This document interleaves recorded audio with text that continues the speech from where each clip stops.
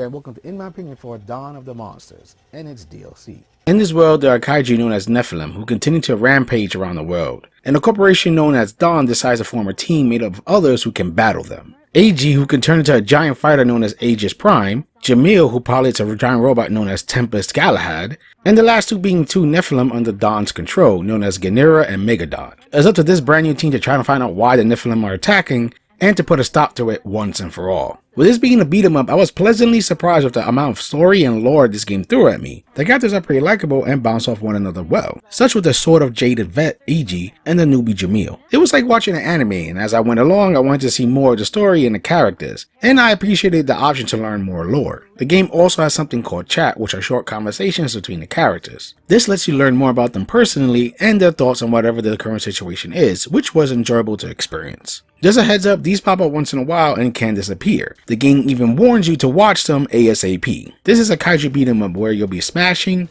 bashing, even putting your enemies on fire. There are 4 characters you could choose from, and you have 3 types of attacks, which are light, heavy, and charge. Light is much faster but weaker, heavy is slower but stronger, and the charge is there to close in the gap a little faster, so it's stuff like a running kick or full body ram. You can also combine these 3 types of attacks for longer combos, and even hold the heavy attack for more power. There's also a rage meter which builds up by you attacking, and with said meter you can do 1 or 3 rage attacks, each using up a certain amount of meter. The more you use rage, the more your calamity builds up, which is a super duper attack that's pretty flashy and fun to see. You can also use 1 rage bar to pull off an execution attack on a weakened enemy, which helps refill some of your health. Besides just blocking to protect yourself, you also have 2 other defense options. One is parry, which is blocking just at the right time, which stuns the enemy for a second, allowing you to get some licks in. And the other is dashing right before you're hit, which allows you to go through the enemy and lets you get the advantage. Good thing about these 2 is that they're not a headache to pull off, so they're both very useful options.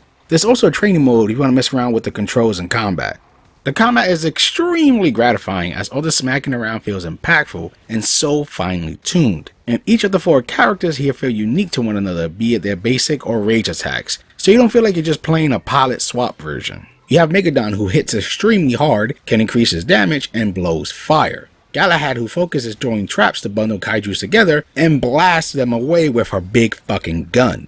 Ganera, who's more focused on defense and range and can even summon a little buddy for help and debuffs the enemies. And lastly, you have Aegis Prime, who's the fastest of the bunch and whose hand-to-hand does really well at juggling enemies, be it a finger poke explosion or palm strike. Not only that, but even the executions stand out, like a rider kick or just ripping someone's fucking head off and using it as a weapon. Not only can you use their heads, but you can even grab buildings to use as a blunt object or missile trucks to shoot. Destroying these objects also nets you a chance at finding pickups that can do things like heal you or fill up your rage.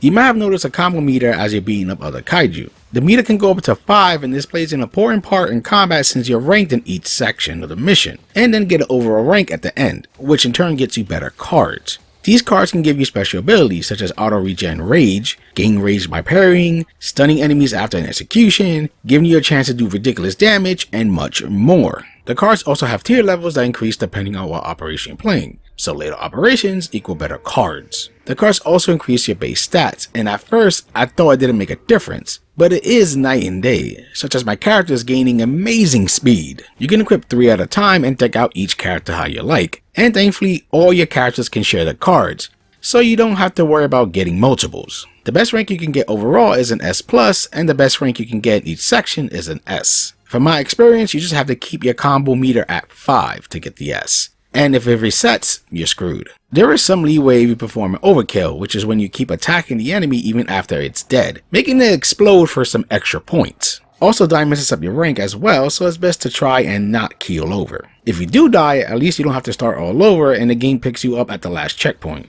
Each operation has multiple missions in it, with the final mission being a boss battle against another kaiju, with 5 in total. Each of these fights are really fun and unique from one another, be it one that shoots lightning and flies, to one that is covered in lava and spews fire everywhere. Also, each mission is nicely paced and never feels like it's dragging. Besides the main story mode, there are some side things you can do, like unlocking colors for each character, which is in the research and development section. These are some great color palettes, with some being based off of DBZ, Guyver, Power Rangers, and Godzilla. You unlock these as you play the story mode and get S+ ranks. I did buy the DLC, which adds even more, but from what I've read, the base game has a good amount as is. though I do wish the game would let you preview these colors before you buy them. If you're looking at some of these prices and thinking, how the hell can I afford this with the little money you get from completing missions, don't worry. The amount of money you get from completing missions increase the further you get in the game. Also, you can sell cards you don't want at the end of each mission, leading towards even more money, and you're allowed to replay any mission whenever you want. There's also health and rage upgrades that get added to the store as you make progress in the story, which helps out. In R&D, you can also roll your cards, which has a chance of changing the stats to your cards. I personally never used this, as I found each card just fine as they were. There's also the archives, which gives you some background info on the world, the Nephilim, and characters, which helps expand the lore more, and more info is added as you progress through the story. Then you have the chat that I've already talked about in the story section. Also, as you make progress through the game and get them S+ ranks, you get some nice artwork added to the gallery in the main menu. Finally, you have the trials, which are special missions you can take on, such as facing giant versions of the Nephilim, small versions, parrying perfectly in a boss fight, and more. These are pretty creative and fun. The game does warn you to save it for last, as it does spoil certain enemies you face later on. Strangely, it still warns you even after you beat the game. On the main menu, you also see something called challenges, and these are basically the trophies for the game. Thanks to an update, you can now take on a New Game Plus mode if you want to, which lets you carry over everything and ups the challenge. Though if you don't want to do that, the game does allow you to keep playing your original file to do any cleanup. Now I'll talk about the DLC, in which you get more colors to buy, a new character, and a new mode. The new character is called Meteor Temujin, which is basically a Zord like in Power Rangers, just with an all-girl team. The Zord they pilot is pretty fun to use, as its weapon has 3 forms. A sword, which is the fastest in attack but weakest in strength, an axe, which is the middle ground, and a hammer, which is the strongest but really slow. Of course, each has a rage move as well, with the sword having a super fast slash that covers a lot of ground. The axe basically turns into a boomerang, and the hammer makes a big ground pound, and each of these are useful, with the sword being a personal favorite. One thing to keep in mind is to switch weapons, it will cost you some rage, which kinda sucks. Now on to the new mode, Arcade, which has you going through 11 stages, taking down each boss while getting cards along the way, making you stronger. There are 2 ways to play. One is the classic way, which after each stage you always get the cards in the same order, letting you plan out things. The other is Rogue mode, where the cards are always different. I played and beat both, and I prefer the Rogue mode, as you have a good chance of getting better cards than the standard set way. While you have to beat this arcade mode in one shot, it's not too annoying as it goes by pretty fast, and while you do have a life system, it's really easy to get more as you're always scoring points. And the game even tells you when you're close to your next life, which is helpful. I found this mode so fun that I actually beat it with every single character, and as a reward you get a nice piece of artwork for the character you beat it with. There's also a normal and nightmare difficulty if you want it to be a little harder. I was just fine with normal. I find the visuals for this game to be just lovely. It goes for a cel-shaded look with an anime design for pretty much everything. Not only that, but it plays out like a manga as you have panels popping up during gameplay and cutscenes. All the missions have a nice visual pop, and there are some nice details. Like during a sandstorm, you see colors of specific parts of the kaiju shine, and when you're underwater the sound changes and there's a glowing effect. Even though most of the scenes are character stills, they do change them up here and there, and the characters themselves have pretty good designs. The kaiju we take control of have designs that pay tribute to the likes of Godzilla and Ultraman, but they are still unique, and I can't say any of them look bad. This goes for the enemy kaiju as well, and tearing them apart and watching them explode is also a visual treat. The bosses of course are the standout when it comes to the enemies, and they even get a special cutscene that gives them more of a presence. There is voice work, and the English cast does a great job, and later on they even patched in Japanese voiceovers if you prefer that. I've only ran into 2 glitches during my playtime, which was sometimes the English and Japanese voice tracks will play at the same time, and while playing arcade I would unlock another character's picture instead of the one I was using, though both of these were rare cases. Besides these 2 examples, the game ran silky smooth.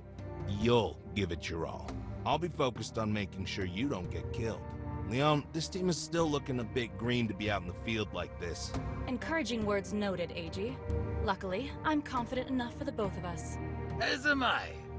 Seeing Megadon and Ganera being put to the test, a scientific development of this scale has not been achieved since the slicing of bread.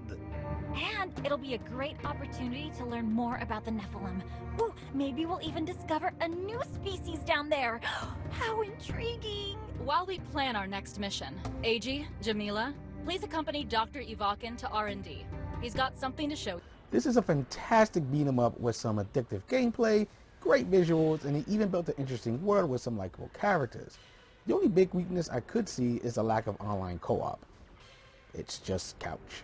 It took me around 6 hours and some change just to beat the story, and for replay value you have unlocking colors, trials, and even the New Game Plus with higher difficulty. So there is some meat on the bone. There's also the DLC, which is pretty fun and is not a crazy price. It's like around $7, and I think it's worth it. I recommend this game if you like the beat 'em up genre, and my recommendation goes even higher if you like the kaiju genre. So go out there and play this monster of a beat 'em up. I hope you enjoy my thoughts on this game, and for a gamer's sake, keep gaming.